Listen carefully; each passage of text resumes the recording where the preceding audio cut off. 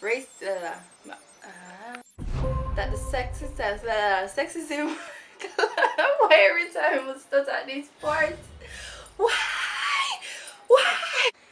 Welcome back to my channel. In today's episode we'll be discussing a very important issue, which is black feminism and its contributions on society. Now, black feminism, which as we know is a subcategorization of the broader movement feminism, and it's a school of thought that states that gender identity, racism, class oppression, they are all inextricably linked. So the way in which these concepts work together is called intersectionality, and this was a term coined by Kimberly Crenshaw in 1989 to describe the more specific issues that black women face. So as a feminist, I believe in the social, political, and economic equality of the sexes. And without further ado, let us start this discussion. So in understanding black feminism's contributions on society, we have to analyze feminism in its distinct time periods. These time periods are called waves, and the first wave of feminism is what I'll be discussing first. So, first wave feminism, it officially took place between the 1848 Seneca Falls Convention and the 1920 ratification of the 19th Amendment. So, long before the Declaration of Sentiments was even written, the abolition movement was mobilizing women publicly, championing from early on the rights of women. So, in 1830, abolitionist, newspaper publisher, political writer, and educator Maria Stuart, she became the first woman, not black woman, but the first woman to ever publicly speak in a mixed gender crowd about racial and gender equality. This is like 19th century intersectionality, guys.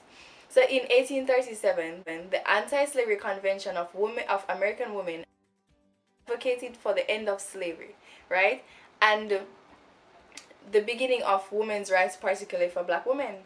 So Frances W. Harper, the first woman to publish a short story in 1859, she used her prominence and her platform to champion abolition and women's suffrage. So though first wave feminism is best known for granting women the right to vote in 1920, Civil War and Reconstruction era saw black women who were no longer categorized as property.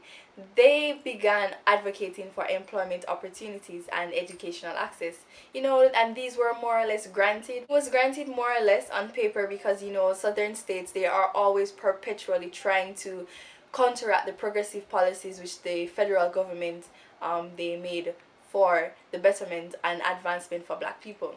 So with the 15th Amendment, it can be seen that women, despite race, were marginalized and disenfranchised because black women, yes, were given the right to vote, but this excluded white women and, more importantly, black women. So in 1888, Josephine St. Pierre Ruffin, this lady, she founded the Women's Era, which was the first newspaper written by and for African American women. So in that divided social climate, scholar and teacher Anna Julia Cooper, she published A Voice from the South, which is considered today a fundamental text on black feminist thought. So the period 1880 to 1920 saw the formation of the Black Women's Club movement. It was instrumental in black women campaigning for the rights and representation through its over 500 clubs across the United States. So through these clubs, the legendary Ida B. Wells, journalist and suffragist, was able to gain prominence as she went about spreading her passionate anti-lynching speeches. So 1896 was the year Wells, Josephine, Frances, and Harriet Tubman, yes, that Harriet Tubman, formed the National Association of Colored Women, which was an organizing body to promote racial equality across the whole movement. Mary Church Terrell, she became the NASCW's first president, and she used her role to emphasize to her white counterparts, namely Susan B. Anthony and Elizabeth Cady Stanton, the dual sexual and racial barriers women of color faced. In one of her very famous quotes, she remarked, "A white woman has only one handicap to overcome. A great one, true, her sex. A colored woman faces two: her sex and her race. So even behind the scenes of the women's suffrage in March 1913 in Washington, D.C., segregation was alive and well in the feminist community. The organizers, yes, the white women organizers, they suggested that Ida B. Wells and the Black Women's Club movement essentially mark at the back of the parade separately from the white ladies. However, Wells refused and she marched at the front of the parade anyhow because you know, black girl magic and black girl power. So finally the 19th Amendment was ratified in 1920, long last granting women, importantly black women, the right to vote. So unfortunately though, because of this progression, women of color were not out of the clear as yet. And almost immediately, southern states began passing legislation to disenfranchise black voters, along with other discriminatory chain of events such as segregation, race, and gender-based violence. These conditions would eventually pave the way for second wave feminism. This era began roughly between the 1968 Miss America Pageant Protest and the early 1980s. African American women were now awakening in the civil rights movement, and it was eventually a huge platform for black feminism to rise. So in 1944, Rosa Parks was with the NAACP investigating and initiating campaigns to protest the systematic rape of black women by white men in Jim Crow South. That was 11 years before she would refuse to give up her seat in that historic Montgomery bus event. And some persons say that, she was conditioned to start a revolution. So in 1960, when progressive college students began dedicating themselves to the civil rights movement, Ella Baker helped the iconic Student Nonviolent Coordinating Committee.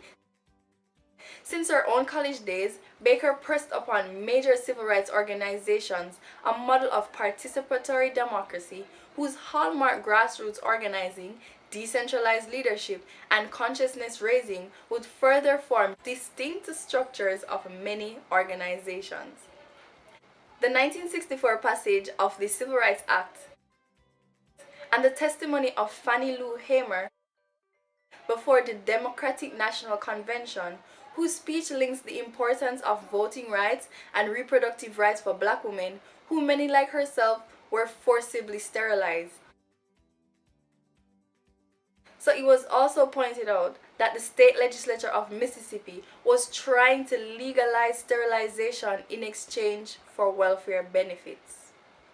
At the turn of the century, thousands of African American women who were said to have received tuberculization without prior consent. That same year, a lawyer and activist Paula Murray coined the term Jane Crow, which encompassed discrimination against females, misogyny, and segregation of the genders. This became a legal framework to challenge the Equal Employment Opportunities Commission, who in 1965 determined that sex discrimination in the workplace was not evident. So you're telling me that... Anyway, so around this period, Murray also envisioned an NAACP-type organization that advocated specifically for women, and when she mentioned this to Betty Friedan, the National Organization for Women was born.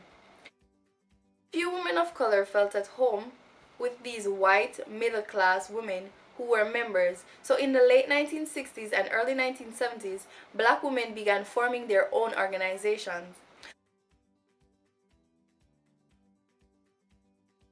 Unlike many white-led feminist movements at the time, multicultural and socioeconomic diversity was integral in their grassroots organizing because they focused on issues of sterilization, infant mortality, housing and welfare rights, low wages, and negative portrayals in media, which were endemic in their marginalized communities.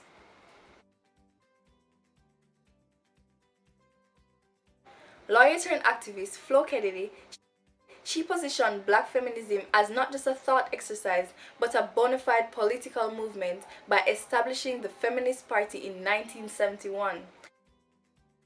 The following year, America saw its first black congresswoman, Shirley Chisholm, becoming the first black female presidential candidate on a major party ticket. Flo Kennedy also dropped her famous quote, "If men could get pregnant, abortion would be a sacrament." In terms of abortion, the 1972 Roe v. Wade Supreme Court decision raises important distinctions of how many black women interpreted reproductive freedom. While white feminists saw it as a chance to decentralize motherhood and domesticity in women's lives, black women who had to fight for the very right to bear children because of self-sterilization, they viewed it differently. So Loretta Ross, in the late 1970s, she came up with a more fitting and inclusive concept, reproductive justice, which directly encompassed the issue that women of color faced in this department. Black feminist thought, criticism, and writing also flourished during this late period of second wave feminism and included profound literature such as Bell Hooks, Audre Lorde, Toni Morrison, and Angela Davis.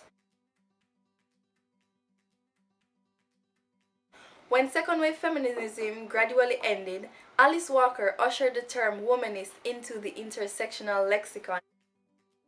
So finally, the 21st century is now experiencing the third wave of feminism. As Malcolm X rightfully proclaimed in 1962, the most disrespected person in America is the black woman. The most neglected person in America is the black woman. The most unprotected person in America is the black woman.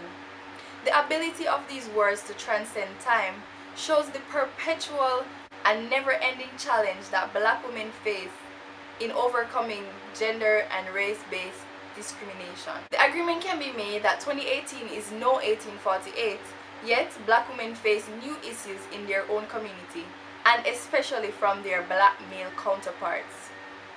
In order for the black race to progress, these issues need to be addressed.